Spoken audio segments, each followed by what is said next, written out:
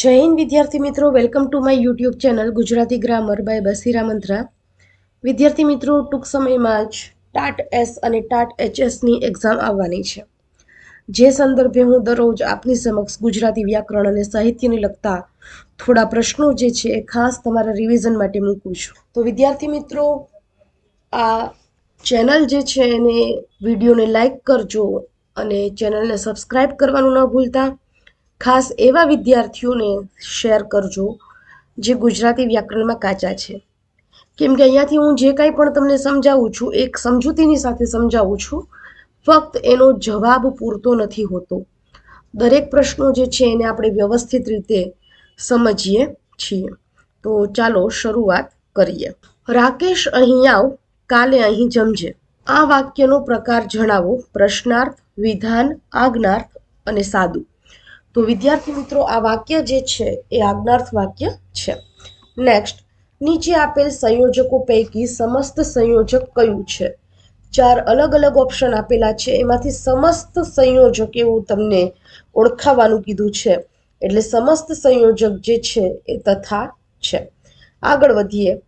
કપાળમાં ઉગે વાળ તો ભાલમાં ઉગે ઝાડ, એને શું કહેવાય? મુક્તક, રૂઢિપ્રયોગ, કહેવત અને તળપદા શબ્દ. તો વિદ્યાર્થી મિત્રો, અહીંયા જે છે એ કહેવતનો પ્રયોગ થયેલો છે. આગળ જોઈએ. દીપડાની લુચ્ચાઈ સાથે તેમણે આજીવન ઝઝૂમવું પડે છે. વાક્યમાં રહેલ ક્રિયા વિશેષણ જણાવો. દીપડાની લુચ્ચાઈ, આજીવન અને ઝઝૂમવું.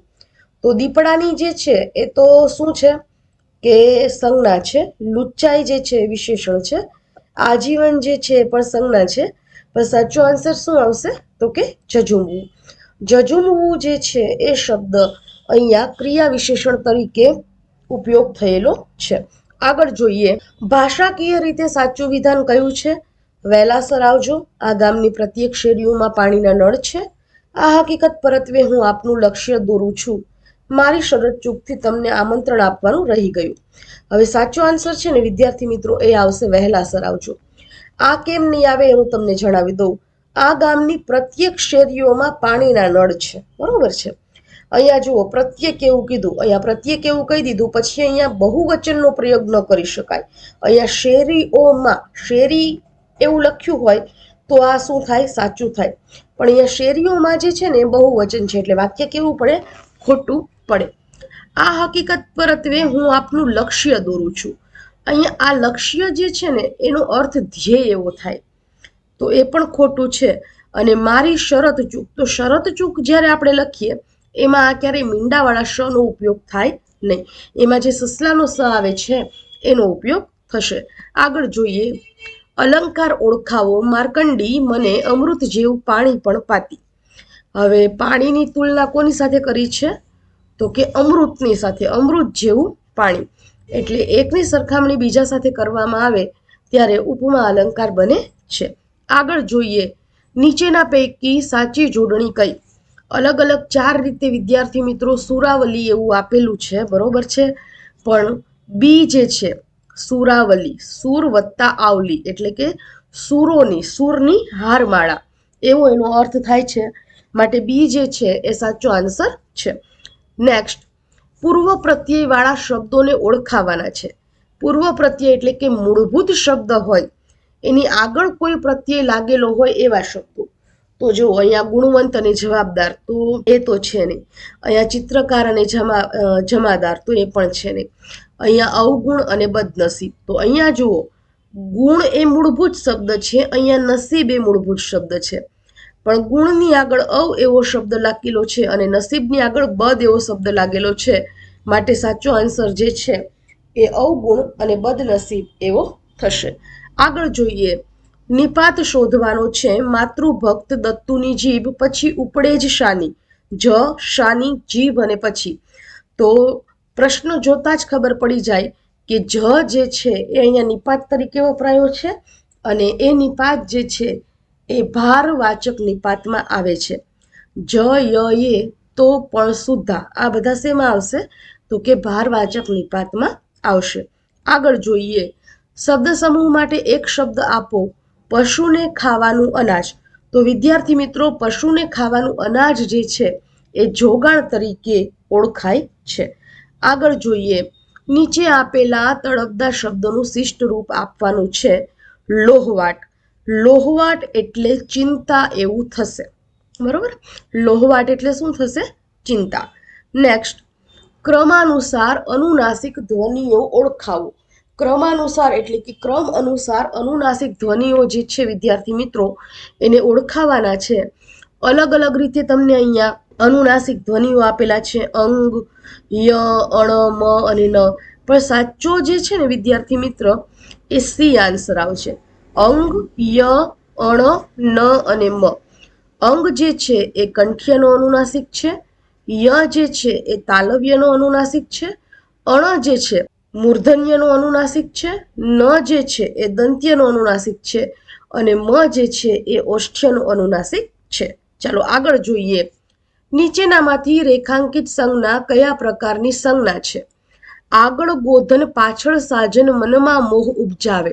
મોહની નીચે અંડરલાઈન કરેલી છે, એટલે મોહ એટલે એ શું છે તો કે ભાવવાચક સંજ્ઞા છે. નેક્સ્ટ, નીચે આપેલ વિકલ્પોમાંથી કયો વિકલ્પ મધ્યમ પદ લોપી સમાસ નથી? નવરાત્રી, તામ્રપત્ર, વિદાય ગીત અને શિષ્યવૃત્તિ. તો અહીંયા જુઓ વિદ્યાર્થી મિત્ર, સૌથી પહેલા જ અહીંયા તમને ખબર પડી જાય કે જ્યાં પહેલો શબ્દ સંખ્યાવાચક હોય ને હંમેશા દ્વિગુ બને. એનો અર્થ આ ત્રણેય કેવા છે તો કે મધ્યમ પદ લોપી સમાસ છે. માટે સાચો આન્સર શું આવશે તો કે નવરાત્રી આવશે, કારણ કે નવરાત્રી એ મધ્યમ પદ લોપી સમાસ છે નહીં. આગળ જોઈએ, નીચેનામાંથી વિકારી વિશેષણ શોધવાનું છે. વિકારી વિશેષણ એટલે એવું વિશેષણ કે જેને લિંગ અને વચનના પ્રત્યયો લગાડતા તેનામાં ફેરફાર થાય. તો ઉજ્જળ છે એમાં કોઈ ફેરફાર ન થાય, ખાલી છે એમાં ફેરફાર ન થાય, કરુણ છે એમાં પણ ફેરફાર ન થાય, પણ વાકું ચૂકું શબ્દ જે છે એમાં ફેરફાર થાય. કારણ કે આપણે એવું બોલી શકીએ વાકું ચૂકું, વાકી ચૂકી, વાકો ચૂકો. એટલે આ રીતે એને આપણે લિંગ અને વચનના પ્રત્યે જ્યારે પણ લગાડીએ ત્યારે એના રૂપમાં ફેરફાર થયેલો જોવા મળે છે. એ માટે એ વિકારી વિશેષણ છે. નેક્સ્ટ, નીચેનામાંથી વિરોધી શબ્દની કઈ જોડ સાચી નથી? સૂર્યોદય તો સૂર્યાસ્ત, સવાર તો પ્રભાત, ખરું તો ખોટું અને ઉગવું તો આથમવું. જોતા જ ખબર પડી જાય કે સવાર અને પ્રભાત જે છે એ બંને એકબીજાના સમાનાર્થી છે, એટલે એ વિરોધી છે નહીં. માટે સાચો આન્સર બી. નેક્સ્ટ, નીચે આપેલ શબ્દનો સમાસ ઓળખાવાનો છે. ચાતુર્માસ, દ્વિગુ, તત્પુરુષ, દ્વંદ્વ અને ઉપપદ. તો પહેલો શબ્દ જ્યારે સંખ્યાવાચક હોય, ચાતુર્માસ એટલે કે 4 માસનો સમૂહ, માટે સાચો આન્સર શું આવશે તો કે દ્વિગુ આવશે. નેક્સ્ટ, કૃષ્ણ છે મહાચોર, સ્મરણ માત્રથી જ ચોરી લે પાપ જન્મોના. આ પંક્તિનો અલંકાર ઓળખાવાનો છે. હવે જો વિદ્યાર્થી મિત્રો આવો પ્રશ્ન જ્યારે આવે ને ત્યારે ખબર ન હોય ને તો 4 ઓપ્શન છે ને એક વખત જોઈ લેવાના. દાખલા તરીકે અનન્વય ક્યારે બને? ઉપમેયને તેનું યોગ્ય ઉપમાન ન મળે અને ઉપમેયને ઉપમેયની સાથે જ સરખાવવામાં આવે ત્યારે અનન્વય બને. દાખલા તરીકે માં તે માં, તો અહીંયા તો એવું કાંઈ છે નહીં. ઓકે, આગળ જોઈએ, વ્યાજ સ્તુતિ. હવે વ્યાજ સ્તુતિમાં માની લો કે કદાચ તમે કન્ફ્યુઝ છો કે નિંદા દ્વારા વખાણ અને વખાણ દ્વારા નિંદા. સજીવારોપણમાં તો કે નિર્જીવને સજીવ માની લેવામાં આવે અને સજીવની જેમ વર્તન કરતું દર્શાવવામાં આવે. પણ અહીંયા એવું કાંઈ છે નહીં, નિર્જીવને સજીવ માની નથી લીધું. હવે અહીંયા પાછા તમને કન્ફ્યુઝ કર્યા, શ્રગધરા એવું આપ્યું. હવે શ્રગધરા એ તો અલંકાર છે જ નહીં, એ તો છંદનું નામ છે, બરાબર. એટલે આ 3માંથી તમારે નક્કી કરવાનું છે. પહેલું અને ત્રીજું તો છે નહીં. માટે શું છે તો કે વ્યાજ સ્તુતિ. કઈ રીતે વ્યાજ સ્તુતિ બને છે એ જોઈએ. વ્યાજ સ્તુતિ શું કે છે કે જ્યારે નિંદા દ્વારા વખાણ અને વખાણ દ્વારા નિંદા કરવામાં આવે ત્યારે વ્યાજ સ્તુતિ અલંકાર બને. કૃષ્ણ છે મહાચોર, સ્મરણ માત્રથી જ ચોરી લે પાપ જન્મોના. એટલે કૃષ્ણ છે મહાચોર એમ કરીને શું કરી તો કે નિંદા કરી, પણ એમાં વખાણ સમાયેલા છે. સ્મરણ માત્રથી જ ચોરી લે પાપ જન્મોના, એટલે વખાણ દ્વારા નિંદા અને નિંદા દ્વારા વખાણ. ચાલો નેક્સ્ટ, નીચે આપેલ સાદા વાક્યોને જોડતા યોગ્ય સંયોજકને વિકલ્પમાંથી શોધો. એક સેન્ટેન્સ આપેલું છે અહીંયાથી વિદ્યાર્થી મિત્રો, ક્વેશ્ચનમાં ધ્યાન આપજો. સ્ત્રીનો કોઈ ચોટલો પકડે, તે પિતામહ હોય, પરમેશ્વર પોતે હોય, તેની સાથે યુદ્ધ કરવું. હવે અહીંયા છે ને વચ્ચે સંયોજક આવશે. અહીંયા અલગ અલગ રીતે 4 જગ્યાએ તમને સંયોજક અલગ અલગ 4 આપેલા છે ઓપ્શનમાં, બરોબર. તો જો સ્ત્રીનો કોઈ ચોટલો પકડે તો તે પિતામહ હોય કે પરમેશ્વર પોતે હોય તો પણ તેની સાથે યુદ્ધ કરવું. આવી રીતે અહીંયા બંધ બેસે છે. એટલે સાચો આન્સર શું આવશે? તો કે અને તો પણ, એટલે માટે આ. બરોબર. ફરી એક વખત જોઈએ સાચો આન્સર. તમે કદાચ કન્ફ્યુઝ ન થાવ એટલા માટે રિપીટ કરું છું. સ્ત્રીનો કોઈ ચોટલો પકડે તો તે પિતામહ હોય કે પરમેશ્વર પોતે હોય તો પણ તેની સાથે યુદ્ધ કરવું. બાકી તમે આ ઓપ્શન જો એમાં લેશો ને 3 એ 3, તો એ બંધ બેસશે નહીં. સ્ત્રીનો કોઈ ચોટલો પકડે કે પિતામહ હોય તો એ બંધ બેસતું નથી. સ્ત્રીનો કોઈ ચોટલો પકડે અને તે પિતામહ હોય તો એ પણ બંધ બેસતું નથી. સ્ત્રીનો કોઈ ચોટલો પકડે એટલે તે પિતામહ હોય તો એવા શબ્દો પણ બંધ બેસતા નથી. જ્યાં શબ્દો બંધ બેસતા નહીં હોય ને ત્યાં વાક્ય રચના જે છે ને એ કઢંગાપણું જન્માવશે. એટલે એ તમારે એક વખત ચેક કરી લેવાનું. નેક્સ્ટ, ખોટી જોડણી શોધવાની છે. પૌર્વાપર્ય, કુત્સિત, વિભીષિકા અને નૈમિત્તિક. તો સાચો આન્સર છે ને વિદ્યાર્થી મિત્રો એ નૈમિત્તિક આવશે. કારણ જ્યારે તમે નૈમિત્તિક લખો ને ત્યારે અહીંયા ડબલ ત આવે, જે અહીંયા એક જ ત લખેલો છે. આગળ જોઈએ. નીચે કયા જોડકામાં બંને સમાસ સરખા છે? ગગનભેદી સવાર સાંજ, તડકાકૂપણ મહાદેવ, ધર્મ સંકટ અમૃત, નિર્મળ દીવાદાંડી. તો ગગનભેદી અને સવાર સાંજ. ગગનભેદી એટલે ગગનને ભેદનાર, તો ઉપપદ થયું. સવાર અને સાંજ એ દ્વંદ્વ થયો. તડકાકૂપણ અને મહાદેવ, બરોબર છે. આને હમણાં આપણે સાઈડમાં રાખીએ છીએ. ધર્મ સંકટ, ધર્મનું સંકટ અને અમૃત, તો એ પણ જે છે એ ક્યાંય બંધ બેસતા નથી, બરોબર. નિર્મળ એટલે કે જેનામાં મળ નથી તે, અને દીવાદાંડી એટલે આ બહુવ્રીહી છે. અને આ દીવાદાંડી છે એ શું છે? તો કે મધ્યમ પદ લોપી છે. માટે સાચો આન્સર છે ને વિદ્યાર્થી મિત્રો આ આવશે. કારણ કે આ બંને સમાસ જે છે ને એ કર્મધારય સમાસ છે. એવો એવી એવું એવા, જેવો જેવી જેવું જેવા, રૂપી અને એજ, આટલા શબ્દથી જ્યારે જે છૂટો પડે એને કર્મધારય સમાસ કહેવામાં આવે છે. ચાલો ત્યાર પછી આગળ વધીએ.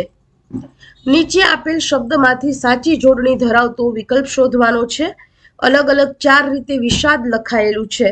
સાચો આન્સર જે છે એ આવશે. વિષાદ કઈ રીતે લખાય છે?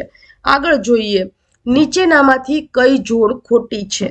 આવક તો જાવક, પાણી તો નીર, જન્મ તો મરણ અને જીવન તો મૃત્યુ. હવે જુઓ વિદ્યાર્થી મિત્રો, અહીંયા છે ને વિરોધીની જોડ આપેલી છે. આવકની સામે જાવક, પાણીની સામે નીર, જન્મની સામે મરણ અને જીવનની સામે મૃત્યુ. પણ ખરેખર ખોટી કઈ છે? તો કે બી. કારણ કે પાણી એટલે અણ જે છે ને એ રસ્વનું આવે. નીરના અર્થમાં જ્યારે લખીએ ત્યારે એ કેવું આવશે? દીર્ઘ આવશે, એટલે કે જમણી બાજુ. અહીંયા જે પાણી લખેલું આપ્યું છે એનો અર્થ જે છે ને એ હાથ એવો થાય છે, કર એવો થાય છે. માટે જે આન્સર જે છે, ખોટી જોડ જે છે એ શું આવશે? તો કે બી આવશે. નેક્સ્ટ, શુદ્ધ વાક્યનો વિકલ્પ પસંદ કરવાનો છે. શહેરમાં માદા ઢોરનું સરકારી દવાખાનું હોય જ. ગામમાં એક શાકભાજી વાળો ફેરિયો આવ્યો છે. ખાવા માટે બિલાડી દિવાલ ઉપર ચડી અને બિલાડી ખાવા માટે દિવાલ ઉપર ચડી. હવે જુઓ, શહેરમાં માદા ઢોરનું સરકારી દવાખાનું હોય જ. નર અને માદા, બરોબર છે, એ બંને ઢોર છે. તો પછી અહીંયા બીજી વખત ઢોર એવો પ્રયોગ થયો, એટલા માટે આ ખોટું છે. ગામમાં એક શાકભાજી વાળો ફેરિયો આવ્યો નહીં, ગામમાં શાકભાજી વાળો એક ફેરિયો આવ્યો, એવું હોય તો સાચું પડે. ખાવા માટે બિલાડી દિવાલ ઉપર ચડી. અહીંયા વાક્યનો ક્રમ જે છે ને ખોટો છે, બરોબર. ડી જે છે એ સાચો છે, કારણ કે બિલાડી છે એ અહીંયા કર્તા છે. તો કર્તા હંમેશા ક્યાં આવે? વાક્યમાં પહેલા આવે. તો સાચો આન્સર આવશે બિલાડી ખાવા માટે દિવાલ પર ચડી. સોરી, અહીંયા થોડુંક જતું રહ્યું છે, એટલે તમે એમાં ધ્યાન રાખજો. તમે થોડુંક આગળ જોઈ લેજો કે ડી જે છે સાચો જવાબ આવે છે. સમાનાર્થી શબ્દો માટે અયોગ્ય વિકલ્પ આપવાનો છે. બરોબર.